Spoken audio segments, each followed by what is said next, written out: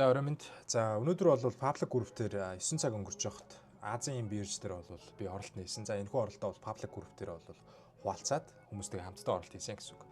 За энэхүү оролтыг ямар хуу техник шинжилгээ хийгээд ямар баталгаа аваад одоо яаж орсон бэ гэдгийг товчхон хэдүүлээ харцгаая. За сайн харах юм бол Public Group дээр 13 минутанд бол оролт хийлээ гэсэн сигналыг бол анх өгсөн. За тэгээд ямар хуу баталгаа авч орсон бэ гэхээр за бидний хувьд бол 30 минутын тайм фрейм дээр харахад бол ханш маань ойлгомжтой одоо юм өсөлтийн трендтэй явж байсан гэсэн үг. За энэ хүү өсөлтийн трендийг хараад за миний хувьд бол за тухайн маргаашийн өдөр нь бол ерөнхийдөө daily bias буюу өдрийн чиглэл нь бол дээшээ байх магадлал өндөр гэж үзсэн учраас надад 2 зон хэрэгтэй байсан. За эхнийхэн зон бол за 15 минутын тайм фрейм дээр тавиад за өмнөх өдрийнх нь Нью-Йорк дээр хийсэн low ханш, за Нью-Йорк дээр хийсэн high ханш буюу за энэ ханш нь бол тухайн өдрийн хамгийн дээд үнэ тогтоосон тухайн өдрийн high ханш гэж хэлж болно гэсэн үг.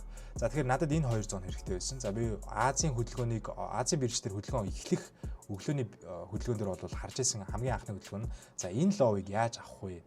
Эсвэл энэ ловын ойролцоо ханш ямар хуу price action үзүүлэх вэ гэдгийг бол харж исэн гэсэн үг. За 5 минутын тайм фрейм дээр тавиад харах юм бол за Азийн бирж маань орж ирээд за тэгэхээр дээш өсөлт үзүүлээд орж ирсэн. За энэ дээр хүлээцтэй хандсан гэсэн үг.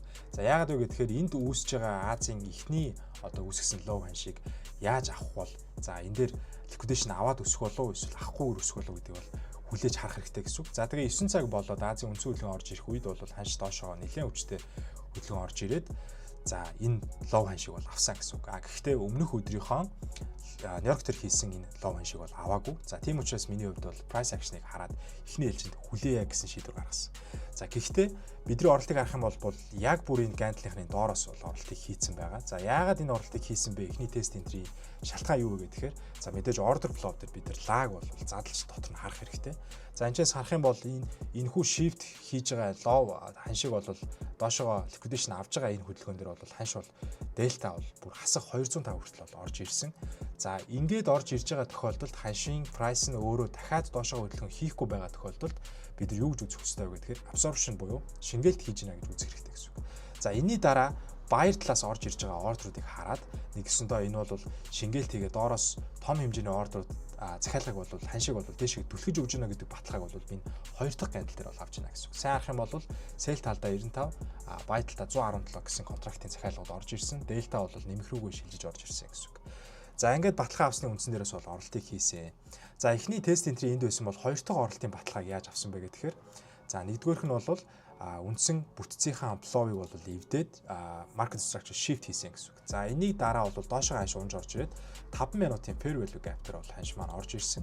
За энэ fair value gap дээрээс бол дахин нэг оролт нэмээд за хоёр оролтоо бол дээшээ гарч ирэхэд нь хоёулангийн stop loss-ыг break even тавиад за миний target бол хаана гэж хэлсэн бэ гэхээр за Telegram дээр бол хэлэхдээ за энэ зургийг харах юм бол өнгөрсөн өдрийнх нь бол high ханш дээр буюу 3989 дээр типигээ тавьж өгсөн гэсэн үг.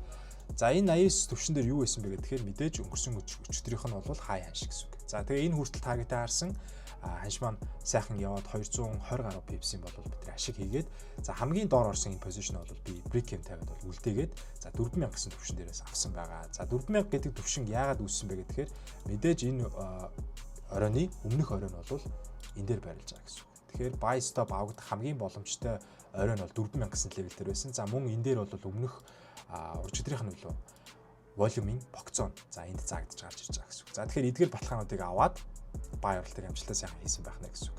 За тэгээ одоогийн байдлаар бидний одоо $200 эхэлсэн дансны өсөлт маань бол одоо бол buy оролттой. За тэгээд нийтдээ бол өнөөдрийн хувьд за өнөөдрийн дээр тавь харах юм бол за нийтдээ $697 одоо ашигтай арилжаануудыг хийжээ. За ингээд энэ данс маань бол сайхан өсөөд ингээд явж байна гэсэн үг. За тэгээд баталгаа confirmation-ийн хувьд бол ийм байлаа. Тэгээд дараа дараагийн бичлэгээрээ уулзцгаая.